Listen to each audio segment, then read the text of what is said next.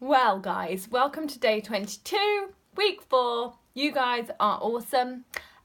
Mainly because were it not for you, there's absolutely no way I'd have just dragged my bottom off that sofa to record this video. In fact, I wouldn't even let myself record this video until I'd done today's movements, which are now done, and it went a little bit like 30 burpees, pause, huff, strop, and then the next exercise, pause, strop, slightly less, and then the next exercise, okay, less of a pause, slightly less stroppy, and by the end I was feeling much better. But thank you again for the accountability, just one of those tired days, and I should have done it this morning, but I'm glad I made it happen. Anyway, day 22, we got a little bit of a legs and tush day today again, as we like to start the week off with those lower bodies. There are a couple of things. Last week we did an exercise called chair sits. And unfortunately, I didn't really remember my naming very well, because chair sits, the exercise that I had planned for last week, we actually did single leg get-ups where we were getting up off the chair on either one leg, the other leg, or both legs. And so today, where I've said on the crib sheet, single leg get up, we are actually going to do the chair sits exercise that I had intended for last week. And then another little hiccup is that I have scheduled burpees again today. Now, those of you who did day 21 will be very aware that we've just done 30 burpees. So, we're going to do them again. I was thinking about giving another option, but you know what? Burpees is such an amazing full body exercise. Now that's whether you're doing the walkout version, the raised hands version, or the full version. It is such a great full body, all round strength based exercise. So I'm going to leave them in, but just same rules apply. Break them down if you need to. But once you've done your next 30, I want you to be incredibly proud of yourself, because that is 60 horrid burpees in 2 days, which means you are totally awesome. Okay, so we're going to start with today's exercises. You will need some kind of well, you won't need, but if you've got something, that would be great. If you don't happen to have kettlebells or weights in your house, as I do, then all I want you to do is go and grab either a big 2-litre bottle of water and fill it up, or alternatively, get a carrier bag or some kind of bag and load it up with some tins of food. So you've just got a little bit of a weight that you can hold on to in your hands. And that is because the first exercise is a deadlift, or RDL is what I've written. Now I'm not sure if that's Russian, Romanian, quite frankly I don't really care, but it is a really good exercise when done right. When done badly and your form is off, it is terrible, and I have had multiple patients come into me with their low backs completely blown because they haven't taken the time to lift a lower weight with absolutely perfect form, rather than trying to smash out something with a heavy weight and just forgetting their spinal alignment, pelvic alignment, which is key. So we're going to do today's legs exercises, starting with this deadlift. So the key with this is that before, nice neutral pelvis the whole time. When you get into the lower position, that spine has to be neutral. What we tend to see is one of two things: either a rounding through the low back where you're losing your natural curve, or an overcompensation, which is the way I tend to go, and overarching. Either way isn't great for the spine. So we want to get you to really hold that core nice and strong as that spine is neutral. Now, the exercise itself, the arms lower down, you stick your bottom out into, you stick your bottom backwards and you bend the knees slightly, and then you lower the shoulders down to the point that you start to feel a stretch through the hamstrings. When you're at that point, make sure your tummy is really nice and engaged, and then you use these buttocks to drive your hips forward and up. And then you're going to do the same again. So stick the bottom backwards, knees bent, go down to the point that you feel the hamstring stretch, and then you come back up. Please take this slowly. I'd really love to see you counting it.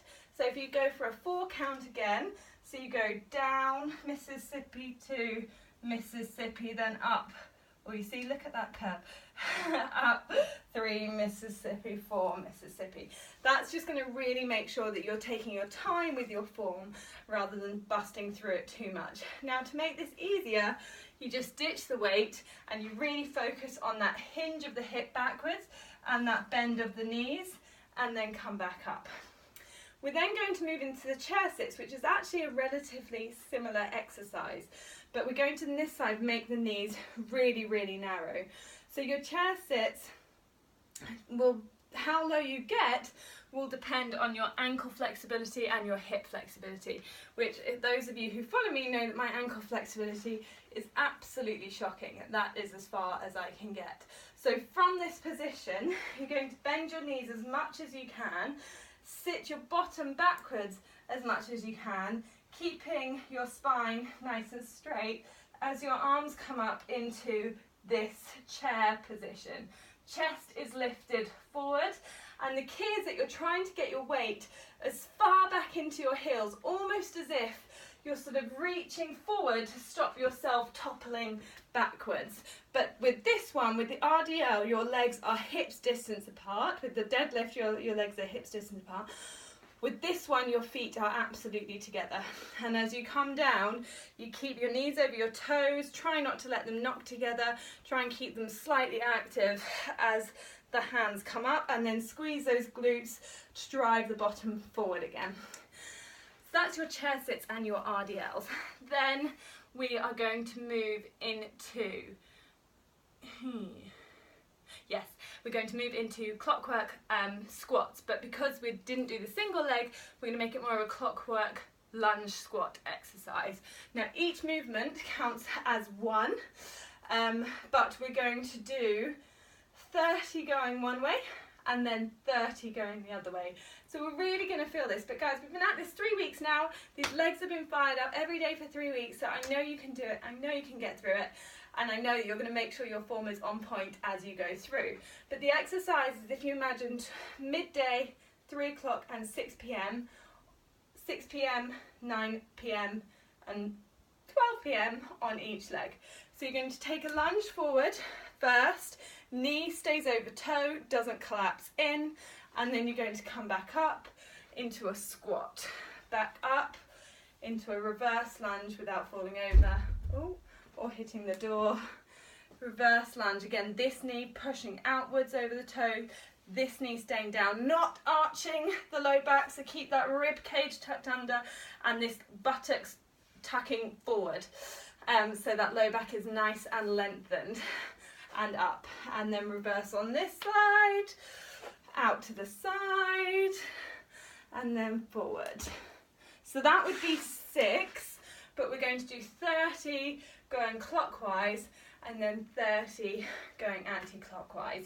If you want to make this more intense, grab your shopping bag with weights in it again, or whatever weights you've got, and either hold them to the chest, or if you've got weights that you can use on both sides, keep it nice and symmetrical and hold them either side as you do your lunges.